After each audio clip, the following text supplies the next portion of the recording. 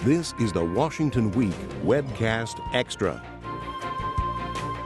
Hello, I'm Pete Williams. I'm joined around the table by Susan Davis of NPR, Nancy Youssef of the Daily Beast, Alexis Simendinger of Real Clear Politics, and Peter Baker of the moderately clear New York Times. In his news conference today, Peter, the president was asked about Hillary Clinton's call for a no-fly zone over Syria. It's something John McCain has endorsed and something the president has dismissed. I also think that there's a difference between running for president and being president. And the decisions that are being made and the discussions that I'm having with the Joint Chiefs become much more specific and require, I think, a different kind of judgment. And that's what I'll continue to apply as long as I'm here. And if and when she's president, then she'll make those judgments. And she's been there enough that she knows these are tough calls. I think Hillary Clinton would be the first to say that when you're sitting in the seat that I'm sitting in the Situation Room, things look a little bit different. Because she's been right there next to me. So, Peter, might you call this in the New York Times a gentle rebuke? It was a bit of a zing. He might have tried to couch it so it didn't sound like it, but it was. He's saying she's politicking. It doesn't count. It's not real.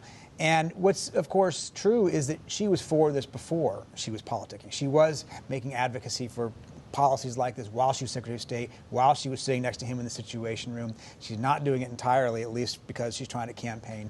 But he's got himself wrapped up around the axle about this criticism of his policy being too passive, not assertive enough. Before he even mentioned Hillary, he was asked about Hillary, he said, these critics, they have these half-baked ideas and they just lead to mumbo-jumbo. And he was asked, well, what about Hillary Clinton?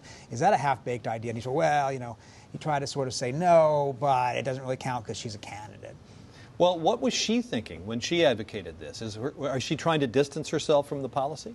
Well, I think she is a little bit, yeah. And it's not just campaigning, although obviously that's part of it. It's because she did genuinely advocate these ideas while she was in office. She tried to push for a more robust training and arming of Syrian rebels from the beginning. And so she can legitimately say, I have a different point of view about this than the president. And she has to distinguish herself in some ways from him as she's putting herself out there as a presidential candidate. And this is one place where she can do that. Thank you, Peter. Alexis, one of the original members of President Obama's cabinet stepped down today, the Education Secretary, Arne Duncan. What kind of a legacy does he leave?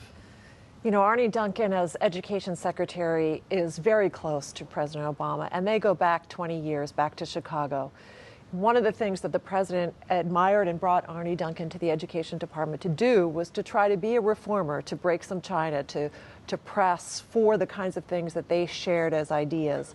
So one of the things that probably will be part of his legacy is that he did clash with nearly every entity that had an interest in education, whether it was the unions or for-profit education or the idea of testing, Congress, and yet he still is going to leave the Education Department probably with a lot of admirers from both parties who've said that he was always honest with them and upfront and truly believed in what he was trying to advocate for. They admire his dedication and think that probably the legacy of education is not change, is not going to be seen anytime real soon. And in fact, the president talked about this as a long-term effort on the part of this administration that will go into the next administration. So it's not like he got instant rewards, but he certainly made waves in every arena that he tried to tackle in education. So we're talking about education. Here's your question for extra credit. Who are the other original members of Obama's cabinet? Tom Vilsack, the Ag Secretary from Iowa, is the remaining. And it would have come to my mind eventually, but I just want you to know that in the state dining room today, the education staffers were all sitting in the room, and ahead of me, right in front of me, they were talking about Tom Vilsack and how he was going to be sort of like the lonely Maytag repairman left alone in the cabinet as the survivor. You still get the credit, though. Thank you. Sue, this week we had a bipartisan group of members of Congress come forward with a bill for changing the sentencing policy in the criminal justice system, something that the previous Attorney General Eric Holder pushed for, and it's unusual, isn't it, to see this kind of a bipartisan coalition on what used to be a very controversial issue of criminal sentencing. It is, absolutely. It's one of those issues that has sort of bent the philosophical curve where even the most liberal and most conservative wings of the party and some elements are getting behind sentencing reform. What this bill would do would essentially change mandatory minimum laws for non-violent crimes. A lot of drug crimes, people that are serving that are no indicator that they would be a danger to society when they get out. It would ban solitary confinement for juveniles, and it would end the 3 strikes law for mandatory lifetime sentences. It would reduce that to 25 years. For the federal government only. For the federal government States only. could, like California, could still do it. Yes, and it's an odd coalition of senators that are behind it. You have Cory Booker, a Democrat from New Jersey, one of 2 African-American senators, Mike Lee from Utah, representing one of the most conservative states, and outside groups like the Koch brothers who are endorsing this effort. So, and it's a substantive piece of legislation. If Congress can get this done, it would not only be a significant a win for Obama in his final time in office, because the president also really wants this, but it would be a remarkable bipartisan achievement for a Congress that has otherwise been fairly divided, particularly on issues as being seen as tough on crime. And so, do you think it will pass?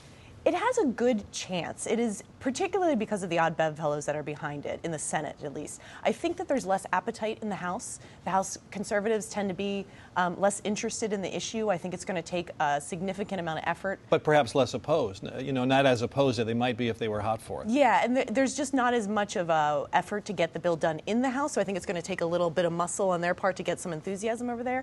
It probably won't really come to pass till next year, if at all, but it's certainly a possibility. All right, fine, thank you. And Nancy, you broke a story this week about an intelligence analyst being concerned that their conclusions about how things were going with ISIS were being distorted, and now there's a Defense Department investigation. Tell us about that. Well, the CENTCOM, Central Command, which is in charge of the wars in Iraq and Syria, has hundreds of analysts there, and roughly 50 signed on to this complaint saying that they felt that their reports were altered in such a way to give a more favorable view of how the wars were going in the last year against the Islamic State.